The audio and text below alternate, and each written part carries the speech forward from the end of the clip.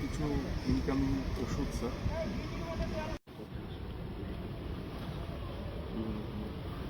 এগুলি আসলে মানে ব্যথানা ওষুধ, তারপরে তোমার ব্যথানা যেটা হচ্ছে আপেল তৈরি কেমিক্যাল।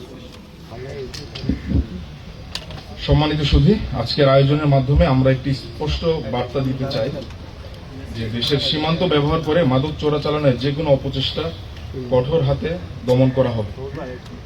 সম্মানিত রিজিয়ন কমান্ডার এবং সেক্টর কমান্ডার মহোদয়ের দিক নির্দেশনায় মাদক ব্যবসায়ী ও চোরা কারবারিদের বিরুদ্ধে আমাদের অভিযান ভবিষ্যতেও অব্যাহত থাকবে এবং একটি সুস্থ ও সুন্দর সমাজ গড়ার জন্য সাতক্ষীরা ব্যাটালিয়নের সকল সদস্য যে কোনো সময় মাদকের বিরুদ্ধে সাতক্ষীরাবাসীর পাশে দাঁড়াবে এই নিশ্চয়তা আমরা দিচ্ছি এবং বাংলাদেশের বর্তমান সরকার এ বিষয়ে বদ্ধপরিকর।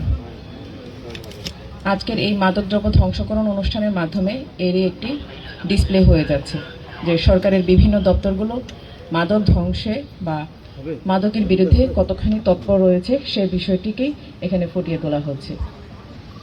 এবং সাতক্ষীরা যেহেতু একটি সীমান্তবর্তী জেলা, এখানে আমরা সবাই জানি যে এখানে মাদকের ব্যাপক প্রসার রয়েছে।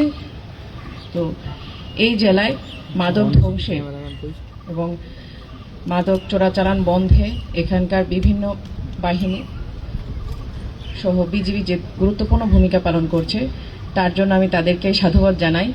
বিশেষ করে বিজিবির ভূমিকার কথাই বলবো, যেহেতু তারা প্রতি মুহূর্তে সীমান্তকে রক্ষা করে যাচ্ছে।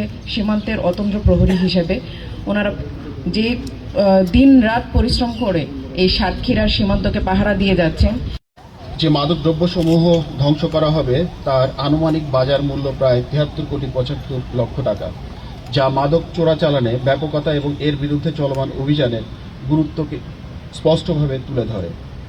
আপনারা জানেন যে আমরা আজকে যে মাদকদ্রব্য ধ্বংস করব তা শুধুমাত্র আসামিবিহীন যে মাদকদ্রব্যগুলো আমরা আটক করেছিলাম সেগুলোই এখানে উপস্থাপন করা হয়েছে এবং ধ্বংস করা হবে। এছাড়াও আমরা আসামি সহ যে মাদকদ্রব্যগুলো আটক করি সেই মাদকদ্রব্যগুলো কিন্তু আমরা পুলিশের মাধ্যমে আমরা প্রসেস করে থাকি। এছাড়াও এটি শুধুমাত্র আমাদের সাতক্ষীরা ব্যাটালিয়নের যে অর্জন, আমরা যদি চিন্তা করি সারা বাংলাদেশের প্রেক্ষাপটে এবং আমাদের অন্যান্য সকল ব্যাটালিয়নের অভিযানে সারা বছরে কি পরিমাণ মাদক তাহলে আমরা আটক করে থাকি। এছাড়াও আমাদের অন্যান্য যারা সংস্থা আছে, যে সমস্ত সংস্থা যেমন আমাদের মাদক দ্রব্য নিয়ন্ত্রণ অধিদপ্তর, পুলিশ, র্যাব, আসলে সকল সংস্থাগুলোই কিন্তু তাদের যে প্রাত্যহিক যে দায়িত্ব তারা অংশ হিসেবেই এই মাদক বিরোধী অভিযান পরিচালনা করে থাকে।